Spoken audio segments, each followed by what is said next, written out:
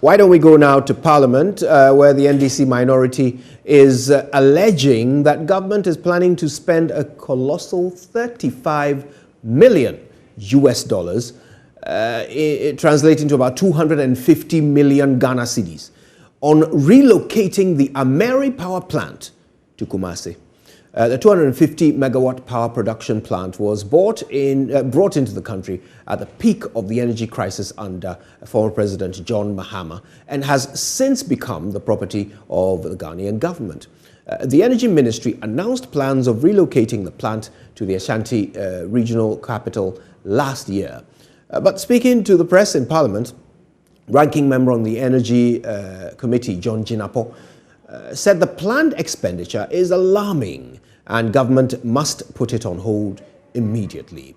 Parliamentary correspondent Kweku Asante joins us with more. Kweku, before we talk about the Ameri deal, MP for North Tongue Samuel Ukujetu Ablakwa says that the minority is going to push for a full-scale investigation into disturbances that marred day one of the Arise Ghana Krumayeshe demonstration. What exactly has been the reaction of other parliamentarians to that demonstration? So, Kojo, the majority MPs are not taking this line down. They are incensed that the minority MP would even think of a parliamentary probe in this in the first place. What they are saying is that in the previous cases where Parliament has bothered itself about some of these police issues, it had to do with where there were real evidence that the police overacted. But in this case of Arise Ghana demonstrators, what they have seen, and I mean the majority MPs, what they have seen indicates that it is actually the minority, the NDC demonstrators and also the Arise Ghana demonstrators who provoked the police into taking those actions that they did. So they expect that Honorable Ablakwa will raise this on the floor, and if he does, they will oppose it vehemently. So they are not taking a line down. Of course, we have the minority MPs who also think that the police overacted in terms of how they reacted to the alleged pelting of stones by these Arise Ghana demonstrators. And so this matter is yet to come to the floor of the House officially. We'll probably do so tomorrow.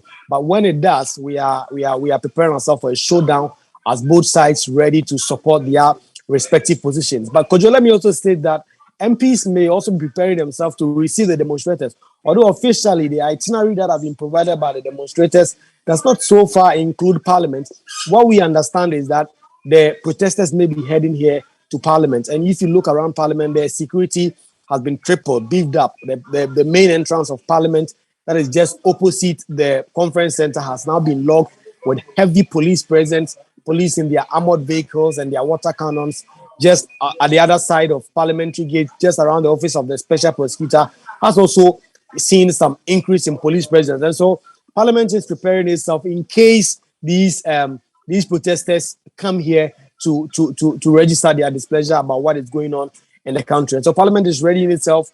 Actually, the information I'm taking from the minority leader's office is that he may be prepared to make a statement to these demonstrators when they come around. And so we are monitoring what development is going on regarding the Arise Ghana demonstrators and what they want to come and do in Parliament. Kojo. Deal. What exactly are the concerns of the minority here? So the minority from yesterday, the former PURC spokesperson, who is a former Energy Ministry spokesperson, who is now MP for Bongo, Edward Bauer, started making the claims that government was seeking to push about $35 million in the relocation of the Ameri power plant from the port in Tema to Kumasi. We know, just like you read in the introduction, that the Energy Ministry, as part of its plan to show up energy levels in the Ashanti region and the northern belt, decided that Ameri power plant will be relocated to that part of town. And so the plan so far, indeed, government was in Parliament just a few weeks ago and indicated that some EPC agreements will be signed to, finalize the agreement to move the plant to the Ashanti region. They are claiming now that about 35 million cedis will be used by government, $35 million, I beg your pardon, to do this transportation and all the logistical issues that comes with it. Indeed, we've been pushing the minority to provide some sort of evidence, to provide some documentation to back the claims that government is spending these amounts of money that runs into about 280 million Ghana cedis if you do the conversion at the current exchange rate in terms of using it as the relocation fees and all that. And so they have not provided so much of evidence to us. We are expecting that in the coming hours, they'll probably provide some documentation. But that's not only their concern. They are also concerned about the involvement of Miscellaneous Energy Limited. We know that in 2018, at the heart of the Ameri controversy, the scandal that led to the alleged ouster from office, the then Energy Minister, Boakye Jako, Miscellaneous was involved. They say that this relocation also has Miscellaneous involved, and they are not excited about that.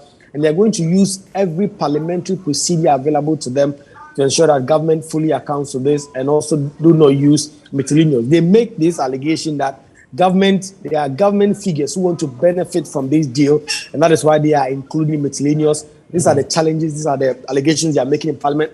But I should say that, Kojo, they've so far not provided any evidence to back those claims. Right. Now, besides the Miscellaneous concern, in the absence of line items for this expenditure, what exactly is it that convinces the minority that the amount is higher than it should be?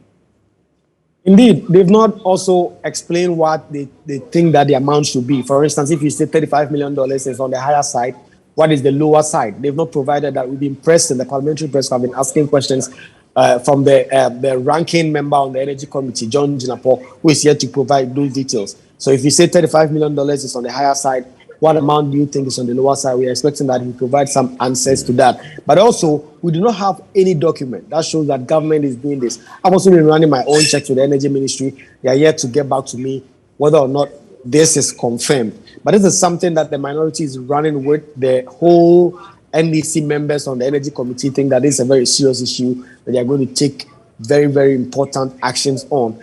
And it's expected that in the coming week or maybe the next week, the minister will be on the floor to answer some questions. They're expected to take it up with him and all that. And so they are also expected maybe to file urgent questions for the minister to come and answer. They have a wide array of options that are available to them. But the question you asked is very important. If they think $35 million is on the higher side, what is the lower side? Thank you so much. Kweku Asante is our parliamentary correspondent. We appreciate that update on those two important stories.